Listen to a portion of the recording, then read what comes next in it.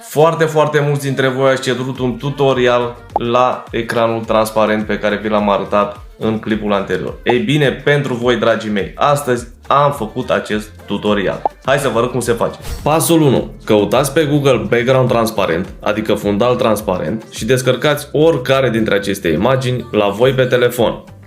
Pasul 2. Mergeți în configurări la fundal, adăugați un fundal nou, selectați poza transparentă pe care ați descărcat-o și fixați-o ca pereche de fundaluri. Pasul 3, care este și cel mai important, mergeți în configurări la cameră și bifați opțiunea vizualizare exterior cadru. Blocați ecranul, iar acum aveți un ecran transparent cu ajutorul camerei video, la fel cum vedeți la mine în mână.